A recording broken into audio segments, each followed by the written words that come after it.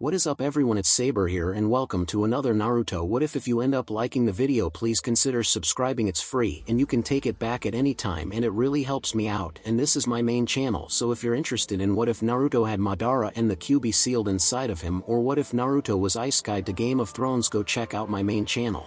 And if you're interested in what if Naruto was reincarnated as a Baratheon, or what if Naruto was trained by a Sith Lord, go check out my third channel. And with all of the YouTube formalities out of the way, let's get into it. The ship they had boarded was steadily making way towards Kirigakure. It would take some time to get there, but within the next day they would have reached the village hidden in mist. It really had been some time since he visited the village. He had only gone there once when he heard that the civil war had ended, but now he was returning to the village again. This time he would stay for a few days. Last time he never got the chance to enjoy his time since officially he was not there. He had been there while hiding his presence, but he had taken a good look at the Mizukage. She was beautiful, a desirable woman. He could not mind staring at her majestic beauty for some time. Well, no one came close to his princess, though his princess was by far the most beautiful woman in the world. But anyway, it would really be more pleasant if he could also get his hands on her, like doing what he pleased with her. Doing something like that would surely give him some great material for his next installment. He would have most liked to do one based on Naruto, but the said blonde did not mean to be interested in women. He had thought that something would happen with Yujito, but nothing occurred. He was sure that the blonde was not oblivious to certain things. He was a man and should feel what he feels too. Although the blonde may be a bit inexperienced in this matter, he was not oblivious. He was his godfather. After all, looking at the blonde,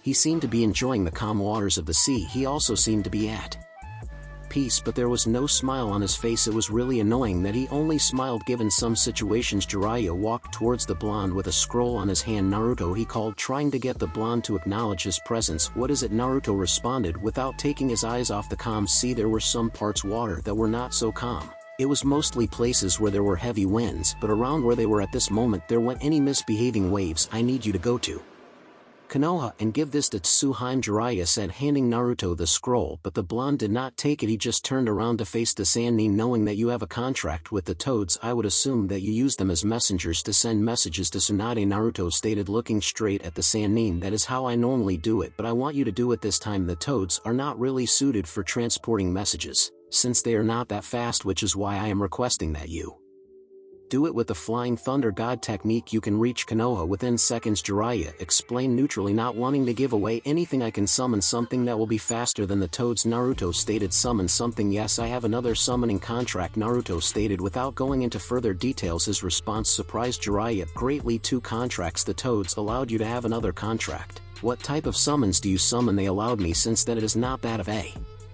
major contract, Naruto responded calmly, going back to staring at the sea. What the contract is for another day. Where did you get it? Jiraiya questioned in a curious tone. He could not think of any other contract Naruto would sign. There were not many of them these days, so he was curious. It was also rare to find one with 2 contracts. Wouldn't you like to know that Jiraiya knew he was not going to get answers, and it would be pointless to try to get them. Still, a summon would take more time than you would. I want Haim to read this report today. That is almost believable, Naruto stated, surprising Jiraiya. But that is not your reason the Toads would get to Konoha today. You just want me to head to Konoha so Tsunade could see me. You have been keeping contact with her over the past 2 weeks. She misses me and you are sending me there to let her see that I'm alright. Jiraiya sighed. There was no way he was going to deny that it was his motive. So will you go? No, that was unexpected. Jiraiya never thought that Naruto would refuse to see Tsunade after knowing that she was worried about him. He did not think the blonde would say no just like that without even thinking about it, but he said it. Excuse me, I said no. Why? There was no reason he could think off, especially when Naruto knew how much Tsunade cared for him. He was positive that the blonde was aware of how much the Hokage cared for him, but for him to refuse to appease her heart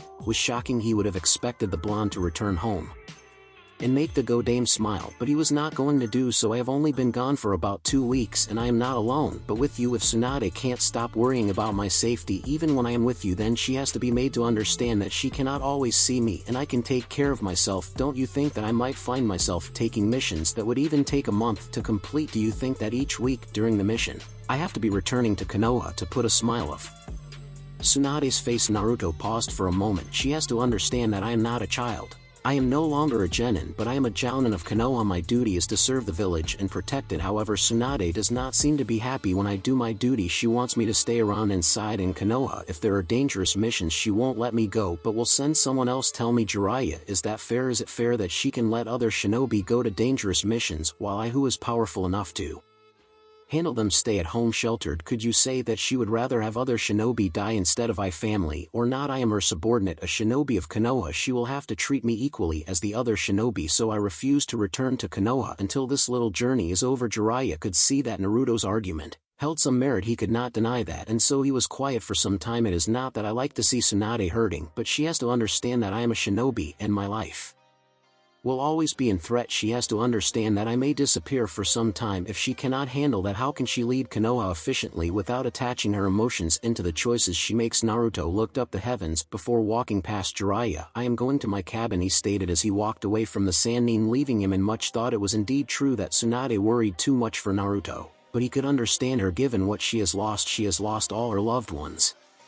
who died for the sake of Konoha. The deaths of those she loved did a number on her. That had been why she had decided to abandon Konoha. But Naruto also had lost his parents. He may have never met them or experienced what it felt like to have parents or experience their deaths. It does not change the fact that he lost them. They too died protecting him and Konoha. He could have chosen to stay within Konoha and preserve the life his parents had died protecting. Jiraiya now understood that Naruto knew that death was part of the world they lived in. He understood that one could die for Konoha. Tsunade would surely not want something like that to happen. She would probably quit being Hokage if Naruto was killed. The blonde had been the reason she returned to Kohagakure no Sato. If that reason was to disappear, she would also disappear unless it takes some much convincing to do. What was obvious was that Tsunade would not want anything to happen to Naruto until she stepped down as Hokage. When she steps down, she would surely be happy to allow Naruto to live his dream being Hokage. He was a bit curious, though the blonde has not been saying he wants to be Hokage like the old days. He did not want to think that his godson no longer wanted to be the Hokage. If Naruto chose to abandon that dream, who would be Hokage after Tsunade? Still, after everything he has seen, he could clearly say that Naruto does not need much protection.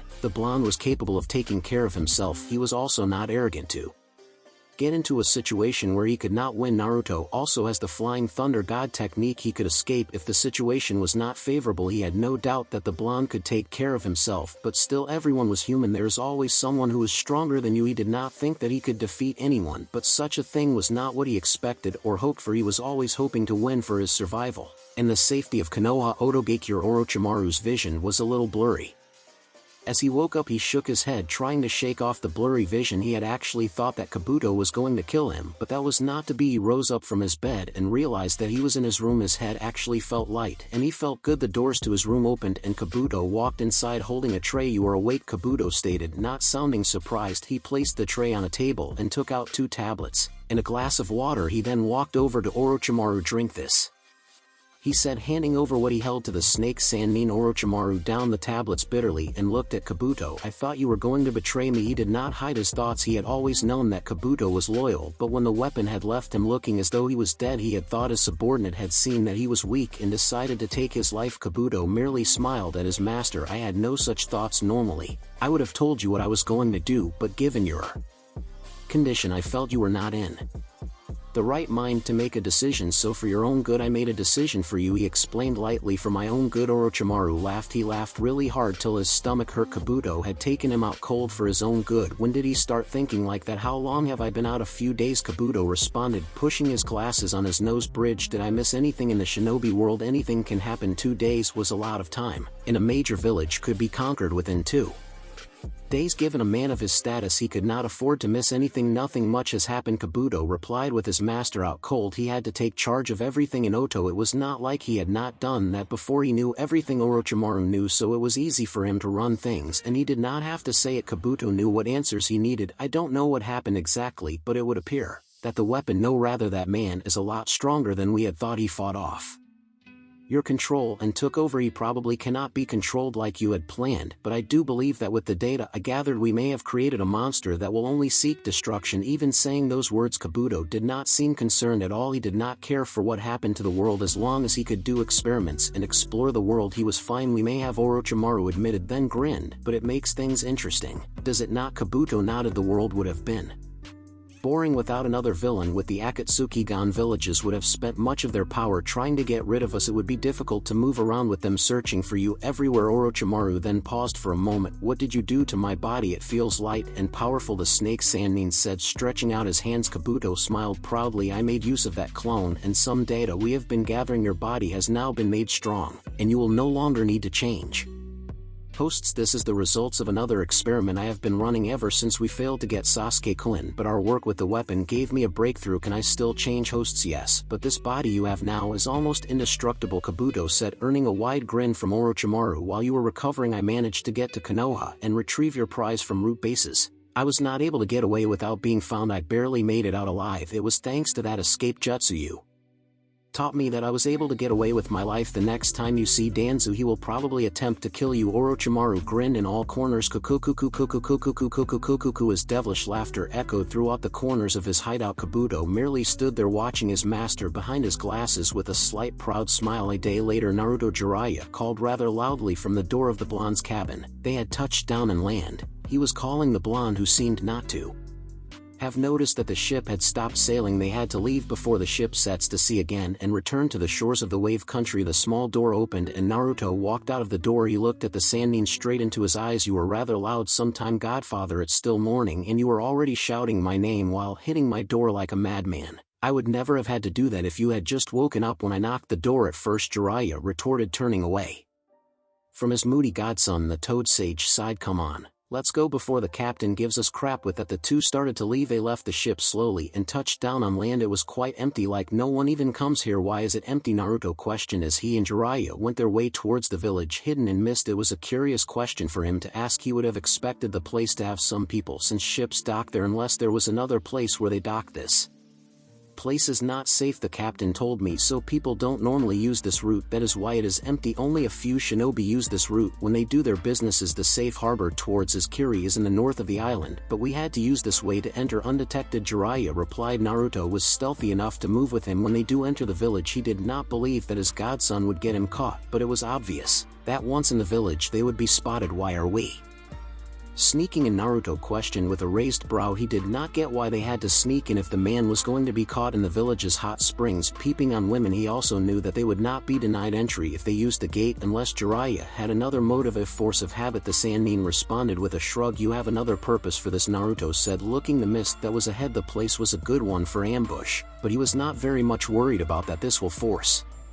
the Mizukage into seeing you quickly once her Anbu discovers you. Given that the Kage of this village is a she, it is likely that you have done something that forced her into taking some measures against you. Now that you say it, there was an incident when I came here. Let us just say she was not very much happy with me. She almost killed me had I not run away, Jiraiya replied, grinning sheepishly. All this time he did not look into Naruto. He was busy looking ahead of the road. Naruto shook his head at Jiraiya's response. There was no limit to this man's perverseness. They walked for a few minutes within the mist, but neither were worried about anything. But that did not mean that they were not in alert. No, it was anything but that they were keeping check of their surroundings. It would be foolish to think that you were powerful enough to handle anything. That belief only led to arrogance, and arrogance for a shinobi was dangerous, as it has gotten many killed. But even so, only those foolish were willing to attack a Sannin. When people realized that Jiraiya was a Sannin, they quickly ran away in fear or apologized if they had done something against him. When they had left the mist and could see the lively village of Kirigakure, Jiraiya stopped walking and looked at Naruto. Naruto, stay here for a few minutes. I am going to meet someone. Make sure you don't move around and hide our presence. There are probably Anbu around this mountain.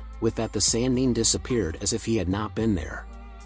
Naruto sighed and locked himself on top of a rock, keeping his senses on high alert. Jiraiya was probably going to meet with his spy. It would be dangerous to meet inside the village, as there was a possibility of being seen doing things outside. Was a good choice. It also provided a good escape chance should one be caught. It was a good move on the Sannin, but on other villages he was sure the Sannin did things differently. Like in Kumogakure, he had met his spy inside the village. Perhaps it was because he was used to the village, and was that it was large. There were many sports to do business. A few minutes turned into more than 2 hours. Finally the elder Toad Sage returned, looking a bit disappointed. Sorry, it took me much time to come back here. I ran into some trouble with my contact. It would seem that we have to leave the village. Why? Naruto asked curiously, forgetting that the Sannin had made him wait for 2 hours. After saying he would return in a few minutes, I have received some disturbing news that I have to check. We will no longer enter Kirigakure, but you cab, if you want to, you will just be alone without me, the Sannin suggested, looking straight at the blonde in front of him. Naruto seemed to think about it for a few moments. He would someday return to this village alone. He knew nothing of the Mizukage, but Jiraiya could offer him some intel about her. He would ask about it sometime later, after he had dealt with some issues.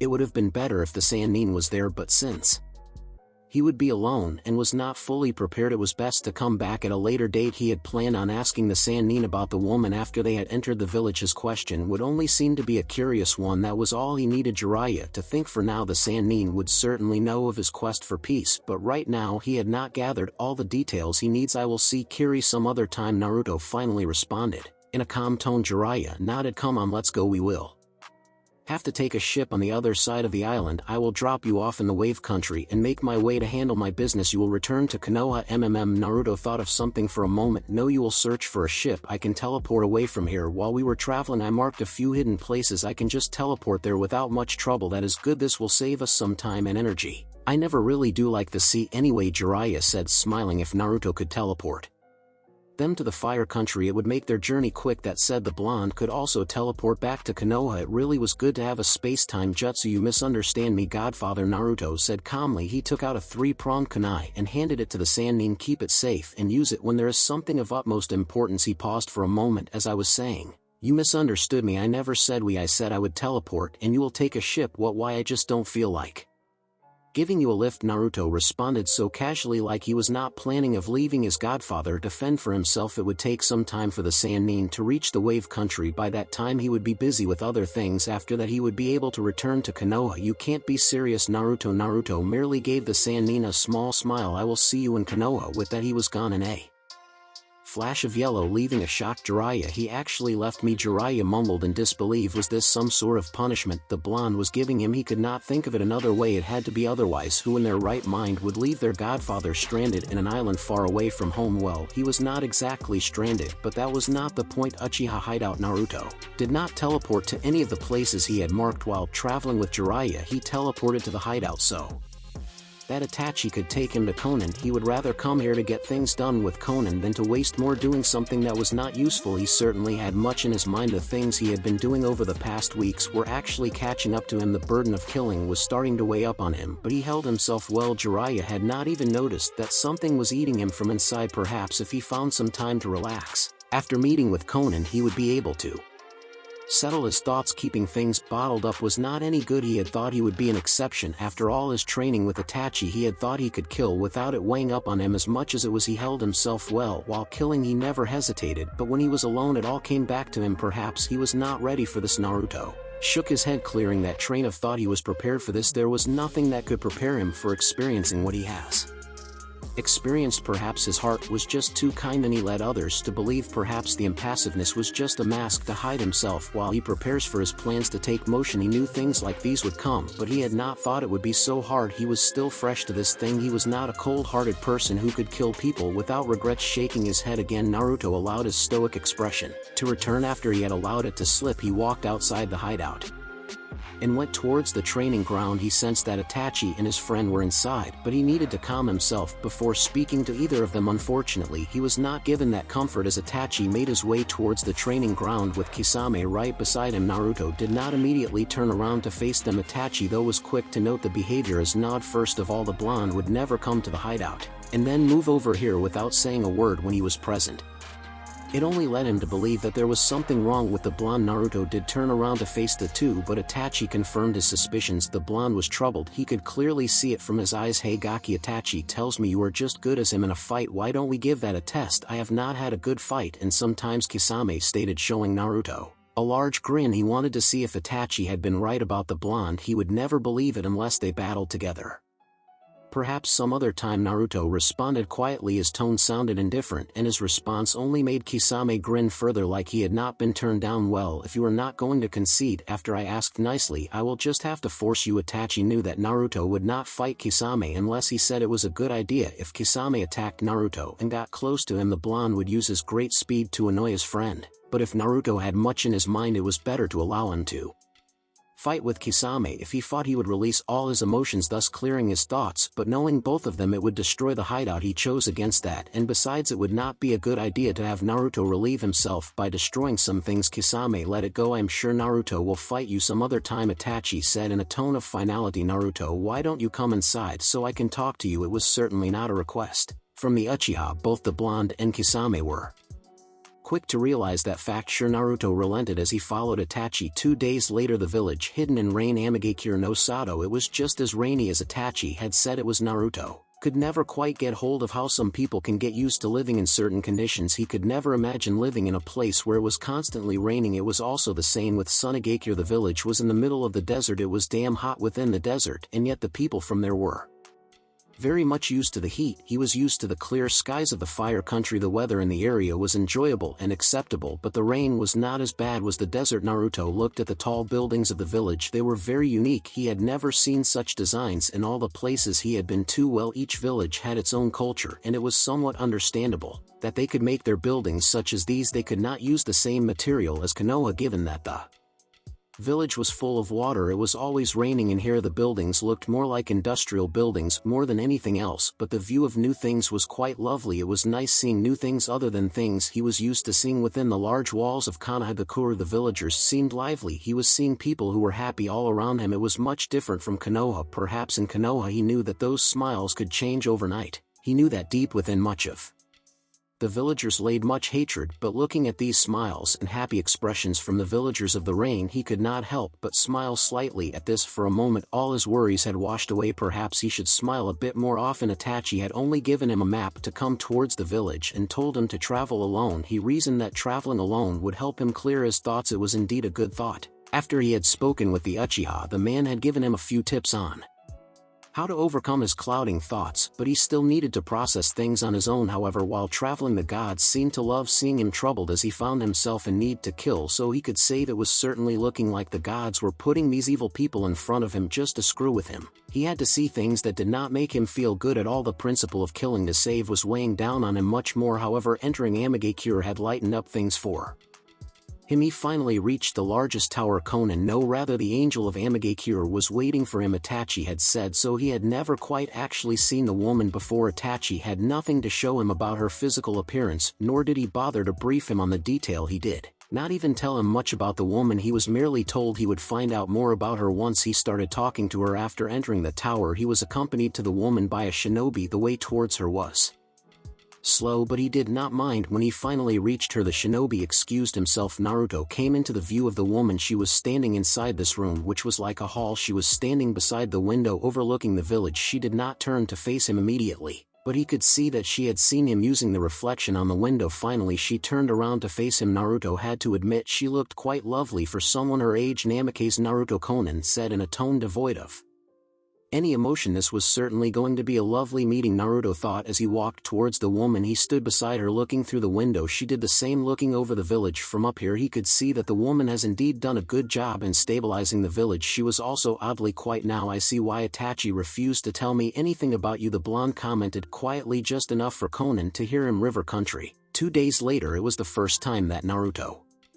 had traveled into this country, but looking at the map Jiraiya had given him before they even embarked on a journey outside the village of Konoha, he could see that in order to go to the wind country he had to pass through the river country borders. He made sure to avoid any civilization while on the way. It would not take a whole day for him to pass through the river country. It was going to be noon soon, so he would probably get to a motel. Once he got close to the wind borders, it would be dangerous to travel overnight in the desert. It was better that he leave the traveling during day. The winds at the desert were rumored to pick up dangerously during night. For his health he decided to travel during day. He had been traveling for some time now. Rest was needed. He had spent a night only in aim. He spoke well with Konan, but the woman was currently unavailable as she was still busy in quest to restore control over Amigakure, but she could be available should he need her help. He had also offered her his help if she needed it. He could help her despite being a Konoha shinobi. Jiraiya and Tsunade just did not have to know about it. It would cause much trouble and headaches if it got out that he was doing some activities for a foreign village without the permission of the Hokage. It would certainly cause much rift between him, Tsunade, and the council.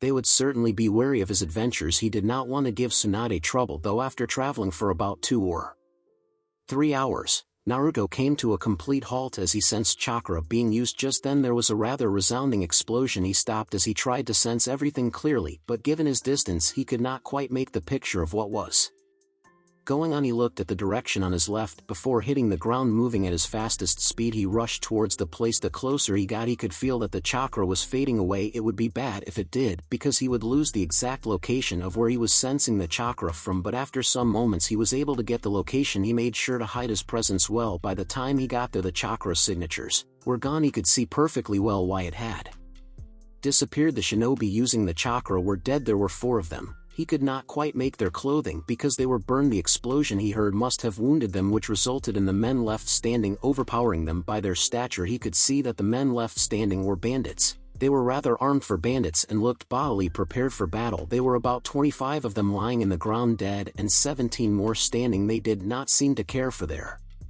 dead comrades. Such was the shinobi world. The mission was far more important than comrades. Shinobi and bandits were not so much different in that regard. Well, at least not everyone thought much like that. Most of shinobi would never abandon their teammates. They would try to help them and then try to succeed on their given mission. There was small 4-wheeled vehicle not so far away from where the battle had taken place. The thing looked normal, but there was no doubt someone in there. He could not sense any chakra from it. This meant that the person being carried was not a shinobi. It was still surprising how calm the person seemed to be. He or she was aware that the guards were dead, but yet remained quiet inside her transport. Perhaps the person was shaking in fear within it. He did not have more time to dwell on it further as the bandits started moving towards the transport with wicked grins that only confirmed to him that the person was still inside the transport. Sighing, Naruto jumped out of the tree, was watching from and landed on the ground silently. It was to his pride that no one from the bandits had taken notice of his presence. He could deal with it silently. Yes, it seemed a logical choice. He took out a kunai and sped towards the bandits. He only killed one before the others took notice of him. What the hell? One yelled furiously, turning towards him. So much for doing it silently, but he did not say much more to them.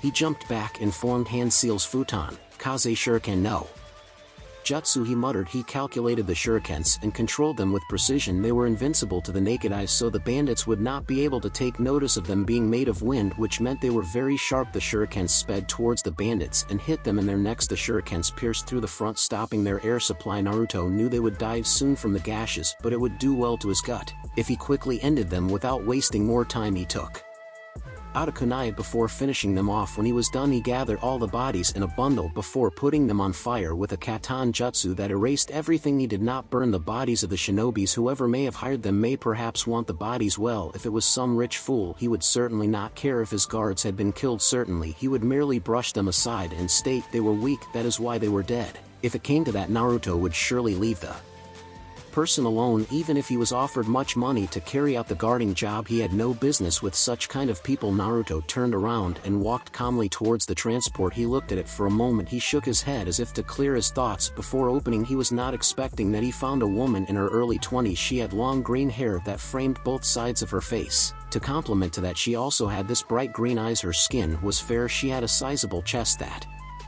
much he could clearly see. The woman was wearing a light green kimono. It had nothing special on it. Naruto could only guess that she was perhaps a daughter of a rich man or some wealthy noble. The blonde also noticed that she had a nervous smile. When he opened the door, her hands were behind her. She was probably hiding a kunai behind her, but she seemed to replace her nervous smile with a warm one when she spotted his headband. But his hands remained on her back just in case Naruto decided to skip with the pleasantries. It is not safe for such a beautiful lady to venture out of her home with 4 guards when vultures are lurking in the shadows, the blonde stated ever so politely. By looking at her, he could see that she did not look like much of a bad person, but then again appearances were deceiving. The young woman continued, giving him a warm smile. Thanks for the flattery, but they were not 4 of them. Most of them were killed a day ago when we came across vultures, as you put it, she responded in a kind tone mixed with some emotion, but her hands still remained behind her as she responded. Naruto nodded. The world is indeed dangerous, especially for a woman, he said quietly, but the woman heard him clearly. It indeed is. I did not quite believe it when I was told, the woman said, her smile disappearing, but now she did. Her smile appeared again. But I guess it is all right, since there are gentlemen such as yourself to save us when these vultures appear. Perhaps I stayed here silently when my guards were being killed because I believed a Prince Charming would save me. Her smile became slightly sly as she spoke. Prince Charming, Naruto said in a thoughtful tone before shrugging. Well, he did appear. Now you should be careful next time. He might not appear again to save you, the blonde responded. So not like him to respond like that. He would have told her such things did not exist, but considering what had happened, it was better for her that he played that way. Well, if he does give me his numbers, I may call him when I am backed against the wall or the next time vultures appear. If you could say her warm smile was never lost as she spoke. The slight playful tone made it difficult to say if she was being serious or not, but it did not matter much to Naruto. Naruto looked at the woman before him with a smile. It was the first time he was smiling at her since he started speaking with her. Perhaps I might. His tone was still the usual. He was not the one to be playful, but given his current state of mind, anything was welcome to clear his thoughts as long as he did not end up regretting anything he did afterward. If possible. The woman's smile widened slightly as she saw his small smile. You look rather handsome while smiling. You should smile a bit more often. You may find yourself lucky with the females. I have been told so before. Naruto responded, looking up at the heavens. 2 or 3 more hours. It was going to become late. He had a feeling that he was not going to find a hotel anywhere near the wind border. He had thought he would find one and rest, but it appears that he was not going to find any. The map he had did not show to be any, and he could rest, and the map was recent. Jiraiya had marked it well since he was always traveling around the elemental nations. By the looks of things, you did not take the advice seriously. The woman responded. Her hands were still behind her as she spoke, still grasping the kunai firmly. She saw Naruto turn around. As if you were leaving, she spoke with a raised brow. You were going to leave a lady in the middle of the forest with vultures lurking in the forest. She made sure she used the term Naruto used in describing bandits. You have not even given me your name. Naruto turned around to look at her. I was not leaving, I was merely checking something. But you also have not told me of your name. The woman held out her right hand, leaving her left behind her. Miyuki, she said. Naruto held her hand. It was soft. Not very surprising, Naruto, he said, telling her his name. He felt no need to hide it from her. So Miyuki, where are you headed to? It was very surprising to hear a guy call her without the affectionate suffix chan or the polite one san. It was very warming to her. She was used to hear people calling her name with different honorifics, but the change was welcomed. Wind country, but I have to first go to Sunagakure to hire more guards for my protection. You are very fortunate. I am also headed there, Naruto responded, holding out a single hand sign. He noticed that Miyuki tensed slightly seeing him hold the hand seal, but he did nothing to comfort her. 4 clones puffed into existence and picked up the transport. Naruto got in and sat beside her. The inside was very luxurious. Unlike the outside, it also smelled some expensive perfume. You can let go of your kunai, I won't hurt you, she seemed to contemplate before releasing a breath of relief. She brought her hands in front of her and picked up the bag beside her to create more space for Naruto to sit. He did not seemed to be offended by the lack of trust. It is difficult to trust someone these days. A person can be so charming and kind and yet be a cold-hearted killer. The transport started moving forward. I thought you said you were not familiar with how dangerous the world was, the blonde stated, looking straight into her eyes. I did, but both situations are quite different, wouldn't you say? Naruto merely nodded. Where are you coming from? I live in the wind country, but over the past week I was in the fire country's capital conducting some business. I am returning home now, Miyuki responded. Now she was certain that the blonde did not know who she was. He seemed genuinely curious and his presence was quite warming, but she still held her guard up. You could never be too comfortable with strangers. Naruto noticed that she did not mention where exactly she lived and the kind of business she was doing in the fire country capital, but he could get more information from her quite easily if he wanted to. Be settled for nodding in acceptance of her response before keeping quiet. What about you? Are you on some kind of mission for Konoha? She seemed genuinely curious. No, Naruto responded calmly. He knew she would ask another follow-up question to that. He would wait for it and answer it as soon as she questioned. He was not going to lie to her. He would just omit some important details. So you were just stopping by Sunagakure or just decided to tag along with me? Her last words seemed to suggest something. The words also seemed to have been said intentionally as if she wanted to see how he would respond. Although he would admit that she was a desirable woman, he had not thought of doing anything to her. A part of him wanted to follow along with her last words. Perhaps he had watched Jiraiya too much when he dealt with women. It was not doing anything good to him. I was on a mission with Jiraiya of the Sannin. Once the mission was done, I decided to visit Sunagakure to see the Kazekage. The last time I saw him was 3 years ago when he had visited Konoha. We left on good terms. Gaara had come to Konoha after the Chunin exams. He and his other siblings had saved some of his peers from death. Had it not been for them, some of them would have been killed. The Jinchuriki seemed to have changed during that time and referred to him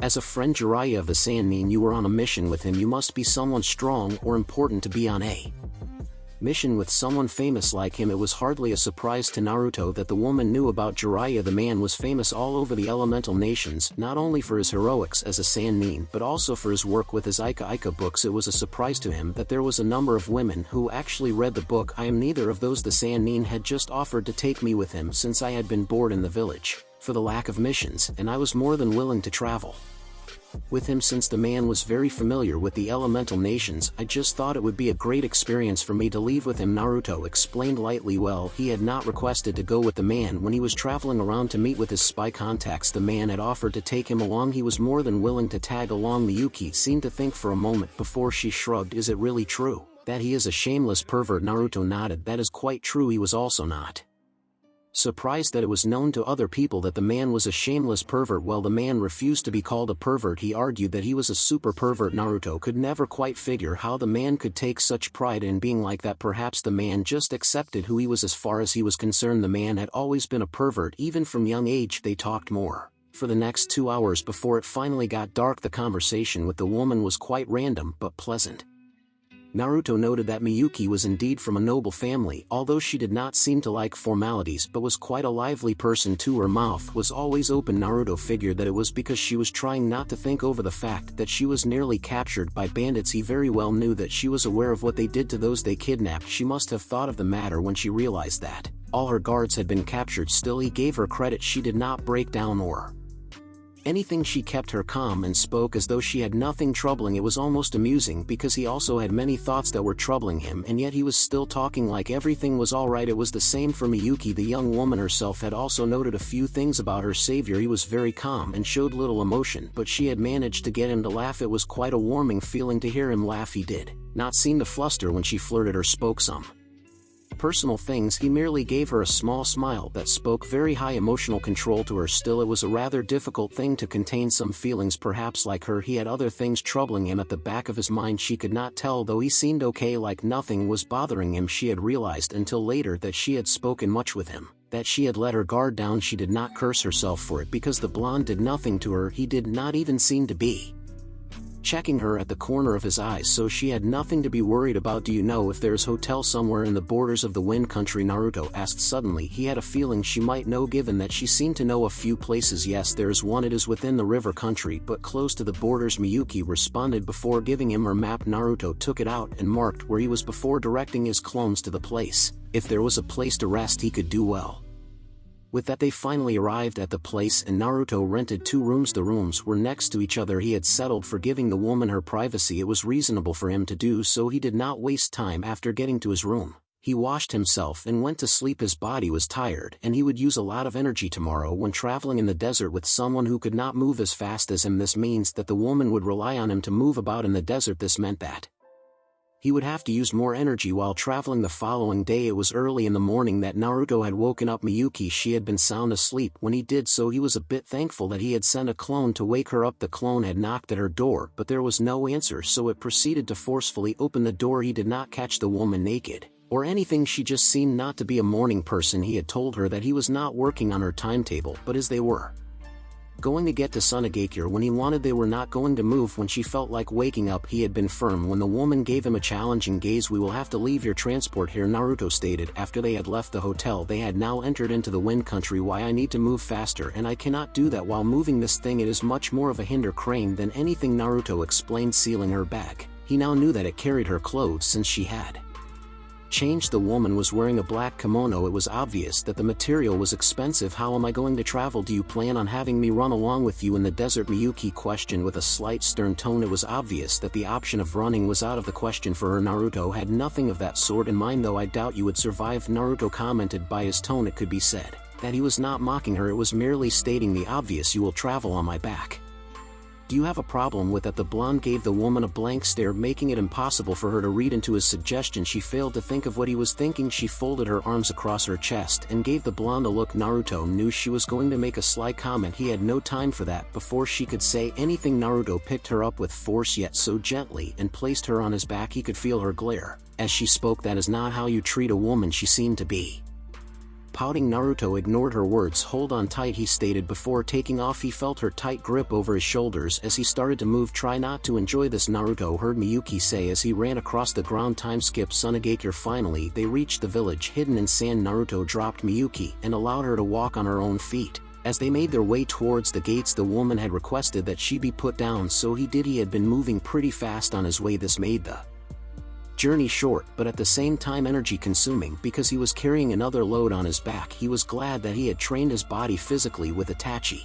Otherwise he would not have survived without taking a rest in the desert. The QB did well in helping him recover his energy, but he was really spent. If there was a fight to break about now, he would surely be defeated unless he called upon the QB's chakra, but the tiredness would surely catch up to him soon. The feeling the country gave him was very much refreshing. He could feel the wind very well. It was blowing very calmly. He could feel it gracing his skin, waiting for him to snap his fingers so he could control it. Being a master of wind was surely a good thing for him. If he lived in this kind of area where the wind was strong, he would certainly be an unprecedented foe. He was a master of the wind element, and when it was strong he could do so many miraculous things with it. It also appeared that this place was the place he could use well to train more in his wind armor. He could very well use it here, but this was not his home. He would have to learn to use it in places where the wind was not that strong. You have awfully become quite, Miyuki commented, looking at the blonde, who seemed to be in thought. Ever since he put her down he had seemed to become occupied with his thoughts. She had allowed him to think for a moment, but now she was curious. She wondered what was going through his head. She was not going to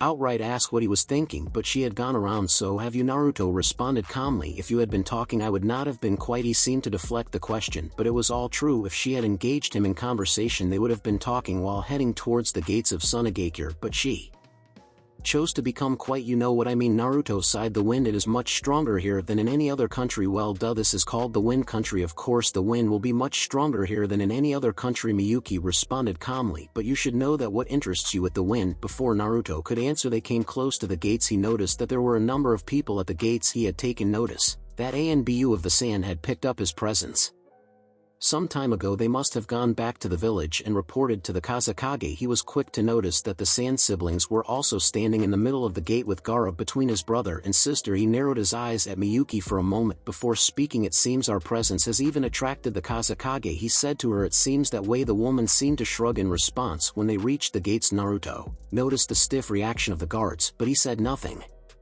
about it. Well Miyuki, it seems that we will go our separate ways from here, the blonde stated, his eyes never looking at her, but the reaction of each person as he spoke. The Kazekage and his sisters could hear him, but he had decided to speak with the woman first before disappearing. Temari and Kankuro seemed to tense when he called the woman by her name. He noticed this at the corner of his eyes. It seems that his suspicions were going to be proven right. It appears so. Well, I will be seeing you before Naruto could leave. The woman spoke to him. Naruto, she called, making him face her again. Are you gay? Naruto merely gave her a blank look before shaking his head. No. What makes you say that? He questioned curiously. He did not know that he left the impression that he was no interested in women. Well, after everything I thought you would request payment for your efforts. You have not even stolen a glance at my body. I thought you might even request a date as a form of payment, she stated, audible enough for everyone at the gate to hear her. If a man shamelessly glances at your body admiring it, you call him a pervert. When he does not, you think he is a homo. How troublesome, Naruto responded, shaking his head. Let me correct you then. My lack of stealing glances was not because I do not admire you. You are a beautiful woman. I have no doubt that the Kazekage would agree with me on that one. He looked at Gaara at the corner of his eyes. The man did not visibly react, but he saw something in those eyes. Your body is also quite desirable. I would be lying to myself if I said it was not. By the way, your bust was comforting my back. It took some self-control to hold myself from halting to request a lap dance in the middle of the desert, but of course I was merely joking about the last part. Naruto smiled. I was not expecting that kind of honesty, but still you can't disappear without being paid, Miyuki stated. I will pay you any price you name. You did save my life and carried me all the way here. Naruto merely smiled slightly. You did mention something about a date, but I would rather not call it that. How about dinner someday when I am around the wind country? Sure, that will be great. The woman seemed rather excited by the thought. Naruto nodded and walked towards Gaara and his siblings. Hello Kazekage-sama, he greeted politely, surprising the siblings with his attitude. This is certainly new. Naruto was not this calm, and they never thought he would greet so politely, acknowledging that Gaara has more authority than him. Naruto, are you aware that woman is the feudal lord of the wind country? Gaara questioned quietly, loud enough for Naruto to hear him. The only response the blonde gave was a raised brow. And you just asked her out on a date? She practically jumped to say yes. Lucky bastard, Kankuro whispered to the blonde. Naruto shook his head. I am not surprised. The guards were ready to bow before her when we came here, but she gave them a warning with her eyes. This also explains your presence here. He paused for a moment. What were the odds things could work well for him? He was not going to act all surprised and start to bow his head over the daimyo. He had to play things right. I am really tired. I will you see later. I am going to look for a hotel to rest, the blonde stated in a slight tired voice. Hold on, Naruto. Gaara said, you are a friend, although I would wish to speak with about what had just happened here. I can see that you are tired. Temari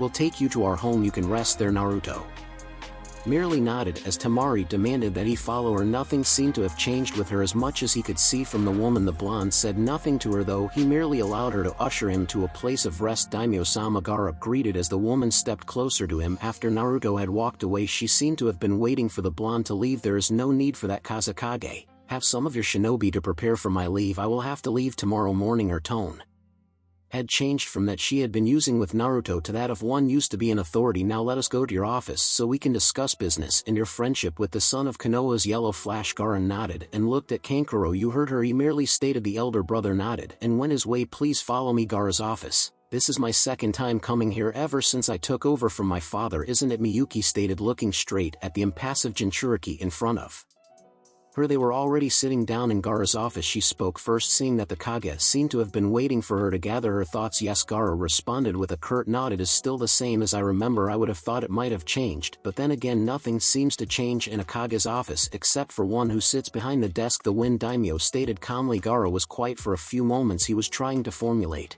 how he would put his words. He did not want to sound too disrespectful to the daimyo. Over the past years, Sunagakure has never had a good relationship with the Wind Daimyo, but since Miyuki took charge she seemed to be willing to change things between Suna and the council of the daimyo. The first time they spoke she seemed to be willing to speak with him kindly. He did not want to mess that up by acting or speaking in a way that would not please her. He knew well enough how daimyos were about respect, but this woman seemed to be a little different. The kind of conversation she was having with the blonde was not what he would expect. She did not even wear the clothes of the Wind Daimyo when not doing important things. Still she spoke to Naruto like she was some woman and he was some guy. She did not even tell him of her status, but Naruto did not seem to be too surprised about it when he informed him of it. She had practically suggested a date with him. It was still a surprise to him how Naruto was more than willing to say they have dinner together. The two seemed to speak well with each other, but they did not know about each other that well. Since it seems that they just came across while heading here, he would have to inquire more about that. Good thing for Gaara. Miyuki seemed to read some of his thoughts. You were wondering how I came across Naruto. The Sankage nodded. Well, you must have noticed that I did not have my guards with me. As you know, daimyos always travel with guards to protect them, but I am having none of them. I was curious about that, but you mentioned about him saving you. While I was traveling from the fire capital going back home, we were attacked by some bandits, but my guards dealt with them. However, some of my guards lost of their lives. We were attacked again before we could leave the borders of the fire country. Some of us survived. She paused for a moment. I thought we would not be attacked again once we entered into the river country, but I was wrong. When the third assault came I was only left with 4 guards, but they were also killed. Gaara was silent as he absorbed everything. So that is when Naruto came. Miyuki nodded with a small smile. Yes, he took care of the bandits before coming to me. Had it not been for him I would have been somewhere else, held captive, she stated, doing God knows what. She finished and thought it was fortunate that he was able to come and rescue you. The time of it is quite baffling though. However, some people do have some luck in appearing at the right time. Gaara responded quietly. He dared not think that the blonde had something to do with the attacks. He might seem to have changed, but something like that was beyond him. That you were right about by the nature of the attacks. The logical conclusion would be that someone powerful is behind them. Miyuki fixed Gaara a serious look that changed the atmosphere within the office. Someone is after me, and I did not leave the fire capital in agreement with everyone. I would suspect that someone from the fire capital is after me. I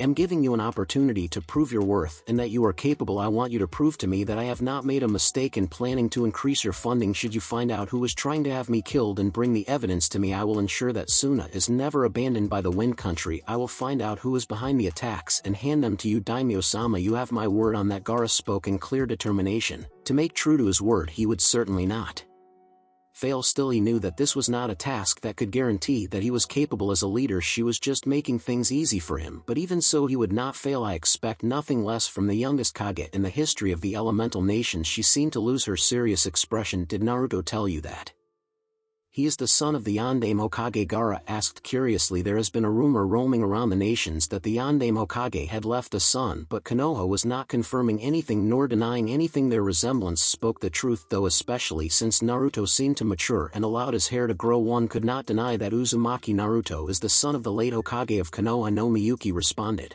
shaking her head slightly. He did not even tell me his family name. Now that I think of it, he gave me nothing. It was just his name. All I learned from him is something anyone can see if they look close enough, but that does not matter anyway. I know because it is my business as a daimyo to know everything, if not most things, about my allies. Wouldn't you agree that it would be a benefit us if another yellow flash was in good terms with us? It certainly would be, though I don't think of Naruto in that way. The Kazekage added carefully. he was not about to agree into using the blonde.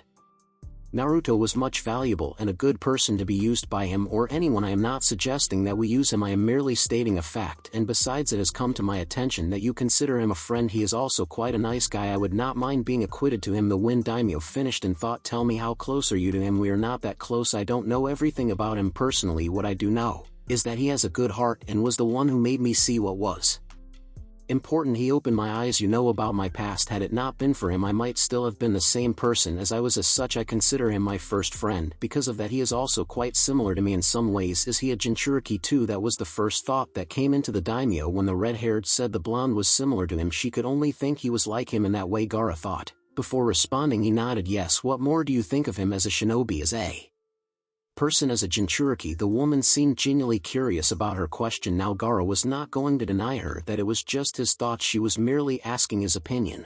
He would give it to her as honest as he could. I don't know much as a shinobi, but I have heard that he never gives up no matter what odds he is faced with. I can say that it is quite true given my experience in my battle with him. As a person, he seems to hold dear to his loved ones. As a Jinchuriki, he is a better person than I am. Jinchuriki suffer the same fate. When I was up against my fate, I lost myself in darkness, but he did not, even when he had no family. But I had my brother and sister who were always by my side. No matter how many times I threatened to kill them, I failed to see that they cared and only cared for myself. But he chose to care for other people, for the village that resented him, and never lost his way. Overall, I believe he is a better person than I am. Gaara gave his honest response to the woman sitting before him. So Naruto is quite an interesting shinobi. The daimyo paused for a moment. Were you aware that he was coming to visit you? Gaara shook his head. No. The daimyo nodded before standing up. I will discuss much with you about our own relations in the coming weeks. When I return here, right now I need to rest. Naruto was moving way too fast for my comfort. Well, she did not complain about it. She only held on firmly behind him as he dashed across the desert. Gaara stood up quickly. I will show you your place for rest later. That day Tsunade sighed as she finished off her last paperwork for the day. She could not help but feel that this peace she was enjoying was not going to last that very long. It has been indeed so peaceful since she took charge of the village. At the moment, Konoha was in no conflict with any other village and she had no enemies that could give her headaches. Well, there was Orochimaru, but she could rest for a while knowing her former teammate would not attack recklessly. After last time she was still here, and so was Jiraiya. The two of them could handle anything her sadistic former teammate could throw at them. The village also had some strong ninjas, but she did not think that many of them could handle a Sannin like Orochimaru. Still, the village was at peace. She was mainly doing the usual stuff that did not ever worried about the safety of the village. Akatsuki were gone. There was little to worry. She could not help that this peace was going to shatter soon. Perhaps she was just overthinking things, but one thing was certain, as she has discovered in all her days living in this cruel world, peace never lasted for too long. One day you could smile and laugh thinking that everything was alright, but then in just bang, a kunai pierces you from behind. It was like that. In this world you always had to be watching your back even in peaceful times. Within her office there were ANBU always watching her to ensure that no one tried anything. If a threat were to come to her, they would hurry to appear in no time to rescue her. Still, she was in peace. There was Naruto. Jiraiya had informed him that the blonde would return soon, but it had been a few days now and there was still nothing. It seemed to her that the blonde liked being away from Konoha. She did not even know what he was doing after he separated from Jiraiya. She did not like it, but she had to accept that Naruto was not that same stupid gaki he was back then. However, he was still a brat, but she had to admit that he had matured well enough to take care of himself. Perhaps that is what bothered her. She wanted to care for him, protect him. She did not want to feel useless. Caring for him was not enough for her. She felt that she had to protect him with all her might. Was that wrong of her to feel that way? She shook her head. No, there was nothing wrong with wanting to protect someone that was precious to her heart. Naruto again, Shizen said. Seeing the faraway look on Tsunade's face, she only got that look when she was thinking of the blonde. She had to admit that her master did worry about the blonde too much than she should. She also cared for Naruto, but she had faith in him to believe that he could take care of himself. Yes, Tsunade responded slowly. I am just wondering where he went after leaving Jiraiya. It has been a few days since they separated, and I would have thought that he would be returning to the village soon. He may be taking some time to relax away from the village. Shizen responded, not too concerned about it. I highly doubt it. Tsunade paused for a moment and then narrowed her eyes to the door as she saw it open. Danzo walked inside the office with his annoying look and narrowed eyes. How many times must I tell you to knock before you enter my office? Danzo the Godame spoke with a stern face. Danzo wisely ignored her question and got into more important matters. Ignoring the fact that Shizen was inside, he knew that she would be told what he discussed with the woman, so her presence was not a factor. I have received a report from one of my agents. This pulled Tsunade's interest and she forgot all about his behavior. What is it? She asked in a serious tone. It must have been important for the man to come all the way to her to inform her about it, but she wondered why he would come to tell her. Perhaps he was more interested in seeing her reaction. There was not everything that the old war hawk would discuss with her. Uzumaki Naruto, no, rather Namake's Naruto as he calls himself now, was seen crossing the rain borders a few days ago. I was not aware that he was assigned any missions to that village, and I highly doubt that he went there on your orders. The eyes of the cripple were firmly on the go dame. To narrow her reaction, are you certain about this, Danza? She drawled the warhawk's name. She did not know anything about this. Jiraiya had not told her about it. This must have been after he left. Jiraiya, she was damn curious. She would get to the bottom of this as soon as the blonde came back. Yes, Danzo got what he wanted from the blonde Hokage. What he did not tell Tsunade was that Naruto was not hiding his entrance in rain. With the boy's unique shadow clone jutsu, he could easily sneak into the village without exposing his identity. The blonde was also fast enough to avoid patrol ANBU, but Tsunade did not need to know that. Thank you for informing me, Danzo. You can leave now. Not so surprisingly to Tsunade, Danzo left the room quietly. Meanwhile, in Sunagakure, it was very surprising for Temari to see a guy who said he had been tired and needed rest and was now in a training ground. Darkness had yet to take over, but the blonde had said he was tired about at least 3 hours ago, and now he was in a training ground with little light around him. She could see, so could he, but she did not expect him to be in a training ground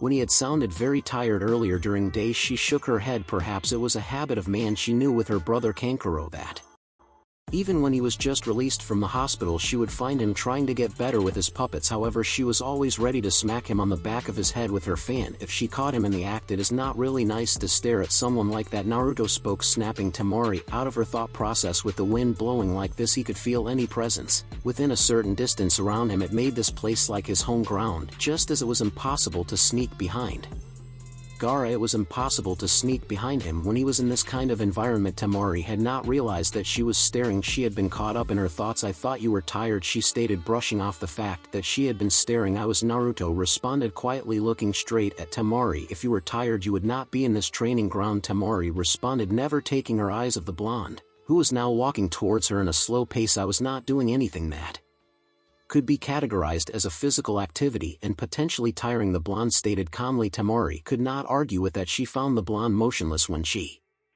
came here, so she could not say that he was doing any physical activity. She also did not even sense any usage of chakra when she came here. There was no way to retort, so she settled for shaking her head. Gaara is back at home. She did not need to say anything further. I thought he would go back home later on, Naruto stated, standing in front of Temari. He definitely has changed and matured. The blonde sister of the Kazekage noted, well, at least he was not that annoying loudmouth brat he used to be. He decided to leave his office early today. Naruto nodded and raised his right towards Temari. The woman tracked the hand as it fell on her shoulder. Before she could open her mouth, they disappeared into nothingness. Kazekage resident, I could have gotten back here by myself, you know, Temari said, a little bit annoyed that Naruto had the audacity to move her around without even asking her permission. Who the hell just walks onto a girl and teleports her to another place without telling her first? What if she had retaliated and kicked him, thinking he was taking her somewhere else? I will remember that next time, Naruto responded, not so much concerned about Temari's annoyed look. Perhaps if there's a next time, I will leave you by yourself after you had come to call me. That was certainly not the response Temari expected. That is not what I am saying. Then explain. It would be a bothersome task to try to analyze the meaning of your words myself.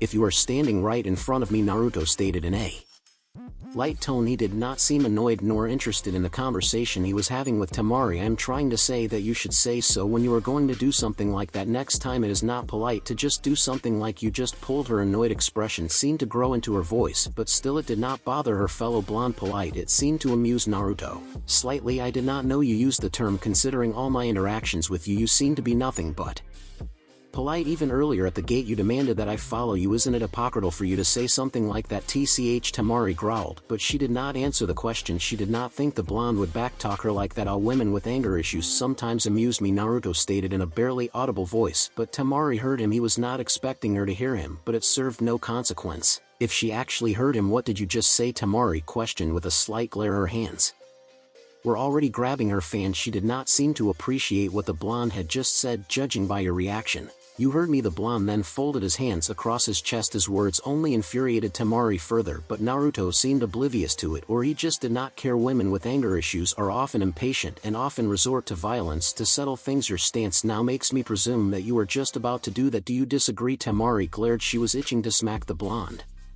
in the face with her cold steel fan, but it would just prove that he was right. She could not admit that she was a woman with anger issues. She did not want to give him the satisfaction of thinking he was right, but then again, who cares? Before she could prove Naruto right, Gaara spoke. I see you two are getting along. The sand. Jinchuriki stated, walking over to them with his older brother walking by his right hand side. It appears so, Naruto responded, causing Temari's left eye to twitch slightly. Come on, let us go out to get something to eat, Kankuro stated impatiently. Before Gaara could respond to Naruto, Naruto raised a curious eyebrow before speaking. If it is not too much to ask, but I have been eating meals cooked in restaurants over the past weeks. I would rather eat something cooked home. Both Gaara and Kankuro seemed to narrow their eyes at Temari, who glared at them as if daring them to say something. Naruto noticed this quite well. I just thought it would better since it is your first time coming here. While I appreciate the thought, I would rather eat something cooked here. The two males seemed to be hesitant to speak. Naruto shook his head slightly before looking back at Temari. Will you show me the kitchen? Temari, he seemed to be a little excited about the idea of cooking. Why me? Naruto gave the blonde a blank look. Isn't it obvious you are the woman in this house? Should I request Gaara or Kankuro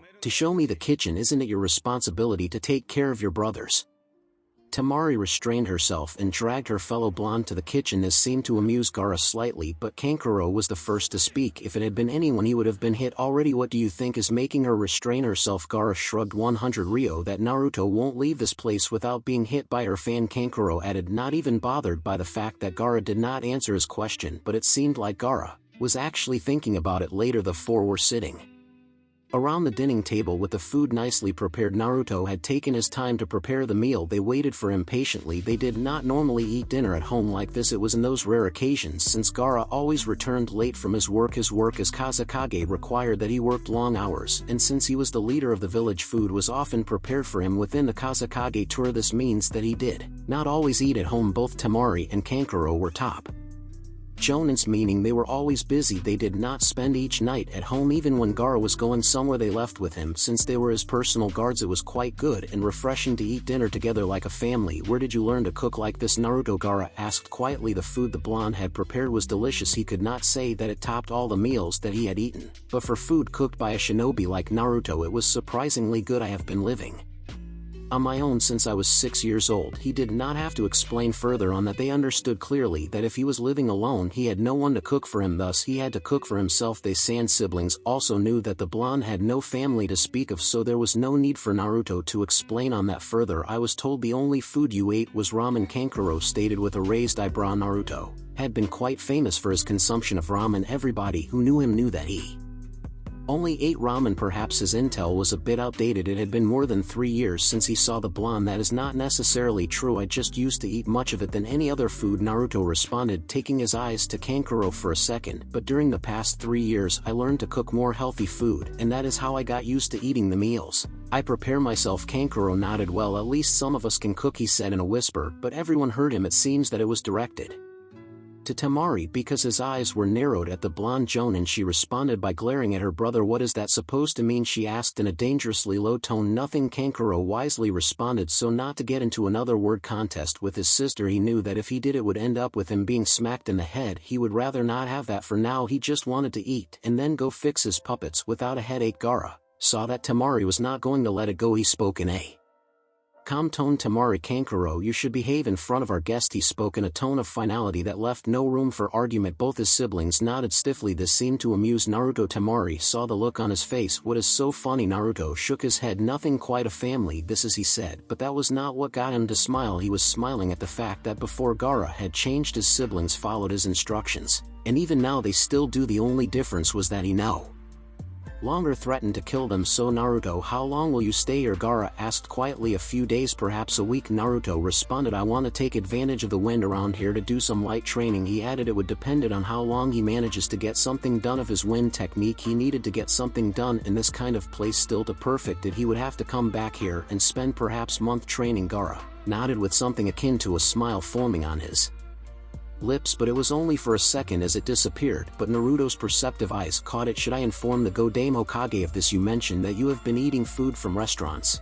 By that I would assume that you have not been in Konoha over the past month and she might not be aware of your visit here. Perceptive Naruto noted he had not told anyone that he had not been in Konoha over the past month, but Gaara had caught up to it given his little detail due that I would not want any unnecessary trouble to come to you over nothing. It was highly unlikely, but in the elemental nations one just could not take that chance. It was always for your own good to be perceptive and make precautions. Little things could cause a rift between two villages. I will send a messenger bird tomorrow to inform her of your stay, Gaara said before something came to his mind. Before I forget, the daimyo said you ought to be at the gate early in the morning tomorrow before she leaves. Did she say what she wanted? Naruto asked curiously. No, Gaara answered, shaking his head slightly. Naruto said nothing on further on the matter. Perhaps she may want to thank him for the services he provided her. It was all right. It was not every day that you find yourself saving the life of a pleasant daimyo. She was quite an attractive woman. Naruto would agree. Perhaps next time he may get to know her more and see if he can get things to work for the good of the shinobi world. How did you even get the daimyo to like you? Naruto Kankuro questioned. He sounded genuinely curious. The blonde looked at the older teen with a raised eyebrow. He wondered why the man seemed so curious about getting a response from him. You have a crush on her, he stated. Neither Gaara nor Temari seemed surprised by this. It seemed that they all knew that their brother had a liking to their daimyo. Well, for starters, I was not wearing face paint and I was polite, and the rest you should ask Temari about. How to get woman to like you. I do wonder if she will give you a good advice though. What is that supposed to mean? Temari glared at the blonde. She felt insulted by his words. Her glare seemed to have no effect on Naruto though. You are Temari, Naruto responded as though the answer was obvious. He shifted his attention to Kankuro. You should try your luck on other woman though. Miyuki won't go for you. Talk about crushing a guy's hopes in one go. What is wrong with me? Nothing, Naruto responded with a shrug. Perhaps if you were Gaara it would have given you a point, but don't listen to me. I am just saying my thoughts. I don't hurt too much. You are nothing special, and my father was the Kazekage. Now my brother is the Kazekage. I'm also a top jonin in Suna. How can she have a problem with me calling her by her name? While she smiles like when you do it, and a grown man who plays with puppets. Some women do not find that attractive. Gaara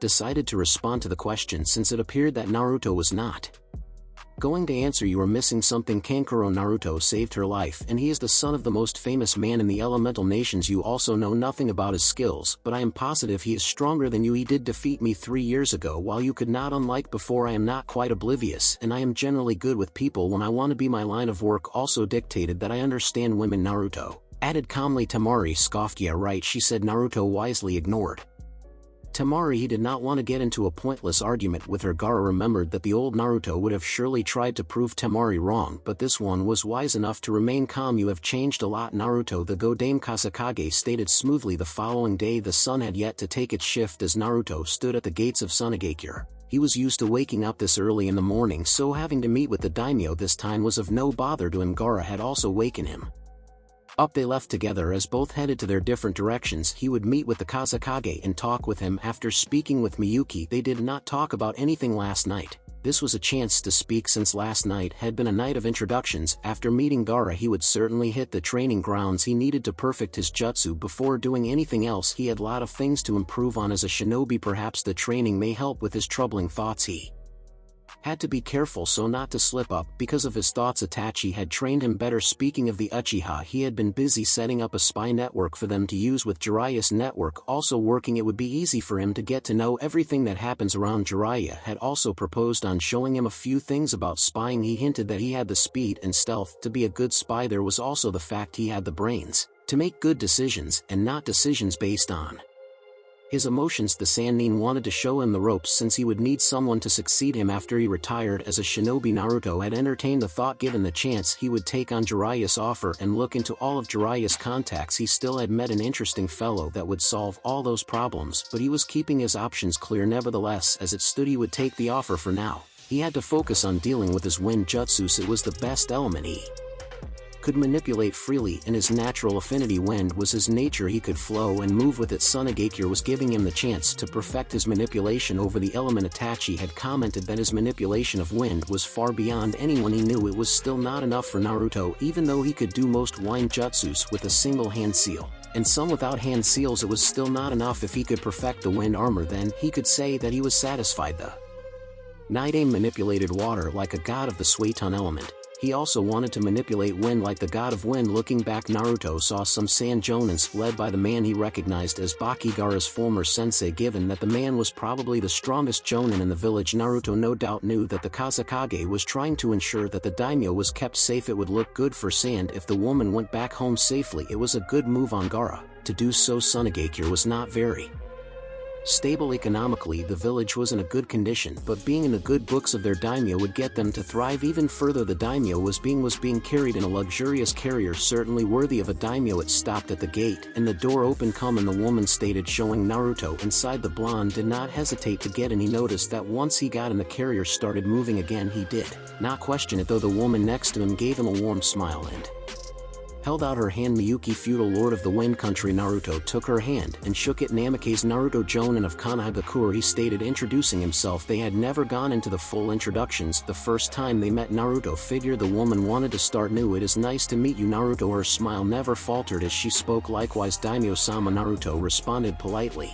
with a small bow of his head. He was certainly not mocking the woman, he was just being polite and respectful to those in higher authority than him. Please call me Miyuki. You have addressed as me such before. There is no need to change that now because you know I am the daimyo of the Wind Country, Miyuki stated softly. Naruto nodded. He did not need to be told twice about that. When someone requested he did something like this, he knew that it would make her comfortable if he called her in the way she wanted. I was told that daimyos were always males and old folks. I did not know that someone young as yourself would be accepted as the most powerful person in the Wind Country. Miyuki chuckled softly. It was not easy being accepted, and mind you, I was still 19 when I assumed the mantle. It took me about 2 years to get everything in order inside the capital, moving, looking into other things, but I only became daimyo because my father had no other children other than me. It must have been a delight being the only child of the daimyo. Naruto said he had to have spoiled her very much being his only child, but given her age he could say that her father must have been young or must have married a young woman to bear his child. If he had been young, then his death must have been plain or must have died by sickness. It also did not explain her mother. He had never heard her say anything about her mother. It was but not always. Father would have never allowed anyone to rule our country. Even if he was still alive, he would have ensured that I was the one to succeed him later. That day Orochimaru was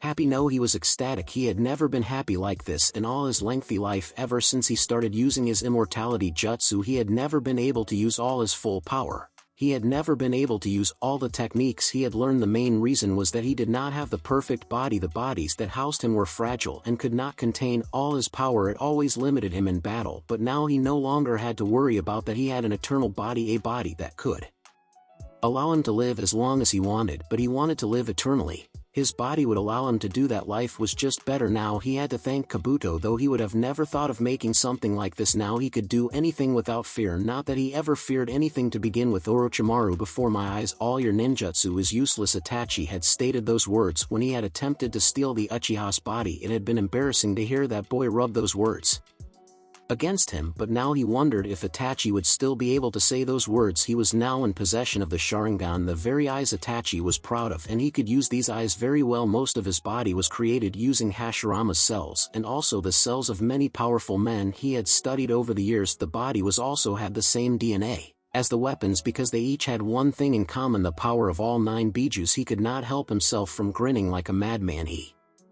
had never felt so alive in his time living. The secrets of the world awaited him. He could not wait to see the look on Danzo's face when he showed the Warhawk who was in charge. He did not fear the man, not with all these power. Danzo's own secret power was crafted by him. The man could not surprise him with anything. Yes, he was the perfect being. There was no one who could stop him. Now he started laughing madly again as he walked within the dark corridors of Route A and Bu. Danzo was surely waiting for him. He had been indeed right. The man had known of his presence and ordered his route from attacking him. He allowed the snake Sannin to make his way towards him so he could deal with the treacherous snake himself. He could not forgive the snake for what it has done. Orochimaru let loose of a full-blown laughter as he saw Danzo looking at him like a hawk. The man saw himself as above him, but he was going to prove the fool wrong. The route commander only narrowed his eyes as Orochimaru started laughing. Why the long look?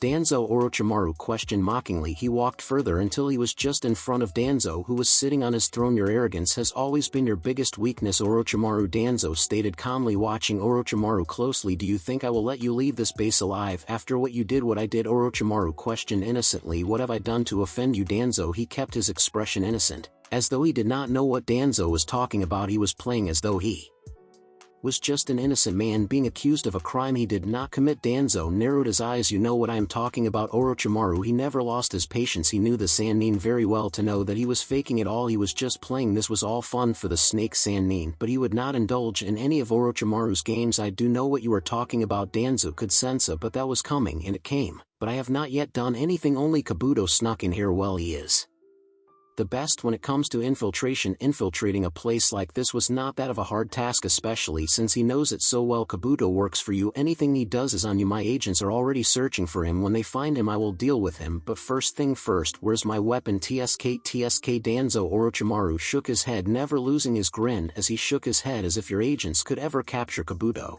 even when outnumbered. But as for the weapon, it ran away. If you want it, you can go and look for it. But Orochimaru's grin widened. It may kill you as it is uncontrollable. Danzo narrowed his eyes further. You failed me and then stole from me. The Root Commander stood up and motioned his right hand for his agents to appear. Within seconds, 100 of shadows surrounded both. Man, you know too much, and I cannot allow you to live on tying up loose ends, are we? Danzo. Orochimaru did not seem to be concerned by the appearance of the agents. In fact, he seemed to get slightly excited. Let me show you that you are nothing compared to me. Danzo with that the Sharingan flared to life, surprising the Root agents, but not Danzo. But don't worry, I am feeling merciful today. I won't kill your dogs. With that the Sannin turned towards the Root agents. He gave him a malicious grin. Shall we? Minutes later, that was rather entertaining, but it was to be expected on Route ANBU. Orochimaru stated, growing his left arm, which had been cut off. Most of the Root Umbus were lying down on the floor unconscious. Some had been accidentally killed because Orochimaru got a little too excited. Only 2 were remaining standing. They were Danzo's personal guards. They were standing next to their master. Danzo appeared calm in the outside, but deep inside he was seething. This was an embarrassment one he could not permit. How dare that snake do that to him? He would make Orochimaru pay for this great blasphemy could not go unpunished. Orochimaru would pay for this humiliation. He swore it.